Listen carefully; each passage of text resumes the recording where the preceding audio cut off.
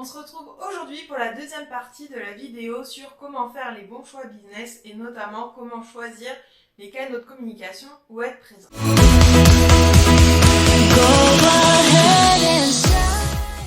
Si vous n'avez pas encore vu la vidéo sur comment faire les bons choix business partie 1 dans laquelle on parle de la peur contre le manque d'envie ou d'intérêt pour un canal de communication, je vous invite à aller la voir soit maintenant en mettant pause cette vidéo ou en allant la voir juste après. Les deux sont complémentaires, il n'y a pas d'ordre pour les regarder. Maintenant que ce petit point est fait, nous allons pouvoir aborder les 3 critères pour faire les bons choix pour son business. Et ces 3 critères sont vos objectifs, votre client idéal et vos envies.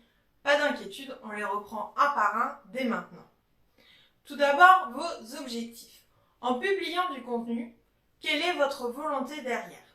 Est-ce que vous voulez gagner en visibilité, convertir plus de clients ou fidéliser davantage de personnes? Là est toute la question. Et en tant qu'entrepreneur, vous allez me dire, mais moi je veux les 3, je veux tout, je veux pas choisir et je vous comprends. Sauf que dans les faits, il y a forcément des priorités à déterminer et souvent ça va être en fonction du moment de vie de votre business. Quand vous allez vous lancer, vous allez certainement vouloir beaucoup de visibilité, c'est-à-dire toucher un grand nombre de personnes pour vous faire connaître et commencer à construire une communauté autour de vous et de votre business. Au contraire, si vous commencez à avoir une bonne petite communauté, vous allez avoir envie de convertir davantage les personnes qui vous suivent en clients. Et si vous avez pas mal de clients, vous allez avoir envie qu'ils rachètent de nouveau chez vous ou du moins qu'ils vous recommandent auprès de leurs proches. Et c'est totalement normal. Et de même, quand vous êtes en lancement, dans les mois qui précèdent, vous allez vouloir gagner en visibilité pour pouvoir toucher plus de personnes et avoir un plus grand potentiel de conversion au moment du lancement. Et donc, vous voyez, on ne vous dit pas qu'il faut faire que l'un ou que l'autre en fonction du moment de votre business. Je dis juste que en fonction de là où vous en êtes, le curseur de vos priorités ne va pas être placé au même endroit. Ensuite, la question va être celle de votre client idéal. Qu'est-ce que le client idéal? C'est la personne qui incarne le client avec qui vous rêvez de travailler ou à qui vous rêvez de vendre vos produits. C'est une sorte d'avatar, de personnalité imaginaire qui se rapproche le plus possible de la réalité. Oui, le client idéal est utopique, mais il réunit tous les traits de personnalité des personnes que vous cherchez à toucher. Connaître votre client idéal, ce n'est pas seulement connaître ses critères démographiques avec son âge, son sexe, son niveau de revenu ou que sais-je. C'est avant tout connaître sa personne. Ça signifie connaître ses habitudes, ses envies, ses contraintes, ses problématiques, ses rêves, ses émotions, toutes ces choses qui font que c'est une personne animée de sentiments et d'idées en tout genre. Connaître votre client idéal, ça va vous permettre de savoir quel canal de communication utilise votre clientèle cible. Ça, c'est la première chose. Mais ça va aussi vous permettre de déterminer si cette personne a envie d'entendre parler de ce que vous faites sur le canal de communication identifié. Par exemple, j'ai une cliente, il y a quelques temps en consulting, qui m'expliquait qu'elle était très déçue parce qu'elle s'était mise sur TikTok, mais qu'elle n'avait pas eu les résultats escomptés. Et finalement, il n'y avait pas vraiment de mystère, l'explication était assez simple, ça ne correspondait pas à son client idéal, je vous explique. Cette personne vend des produits qui s'adressent aux enfants entre 5 et 10 ans. Donc forcément, la communication, elle vise un peu les enfants, mais elle vise surtout les parents, voire les grands-parents, les oncles, les tantes, etc. Or, les enfants en question ne sont pas encore sur le réseau social parce qu'ils sont trop jeunes. Donc déjà, elle perd une partie de sa cible. Autre point, si jamais les parents étaient vraiment sur TikTok, quand ils sont dessus, ils ont envie de voir des contenus divertissants, légers et certainement pas des produits qui font la promotion de choses pour leurs enfants. Donc, en fait, son message était certainement le bon, c'était pas ça le problème.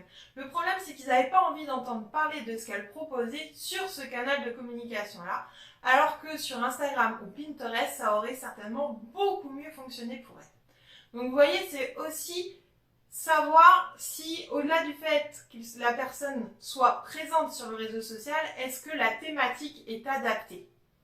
Et en fonction de ça, vous allez pouvoir dire « Ok, j'y vais ou j'y vais pas ». Et c'est aussi ce qui va vous permettre de rendre votre message humain. Parce que oui, on fait tout le contenu aussi en ayant en tête les algorithmes, mais vous ne pouvez pas tout créer uniquement pour faire plaisir aux algorithmes, ça ne donnera aucun résultat. Oui, vous gagnerez en visibilité, mais personne n'achètera vos produits.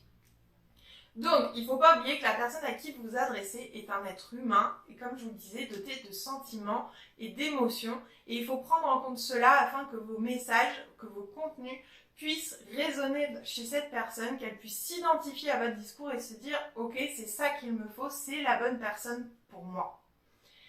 Et le côté humain se traduit aussi dans le troisième critère qui est vos envies.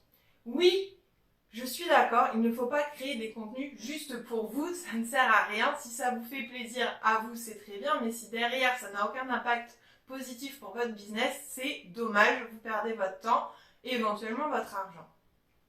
Au contraire, si vous reprenez les premiers critères, à savoir vos objectifs et votre client idéal, et que là vous vous demandez, ok, moi maintenant que je sais ça, comment j'ai envie de communiquer auprès de cette personne, de quelle manière j'ai envie d'amener mon message, comment j'ai envie de partager mes valeurs, c'est là où vous allez apporter une grande valeur ajoutée à ce que vous faites et en plus vous allez vous éclater. Donc c'est vraiment en mélangeant vos objectifs, votre client idéal et vos envies que vous allez trouver le point de rencontre de ces 3 points et pouvoir identifier le ou les canaux de communication à utiliser pour votre business. Donc vous voyez, il n'y a pas de réponse universelle, ça dépend vraiment de chaque business, de chaque entrepreneur et de chaque clientèle cible. Cette recherche d'efficacité et d'équilibre, c'est justement ce qu'on apprend à faire à nos clients dans notre formation en ligne sur la stratégie de contenu.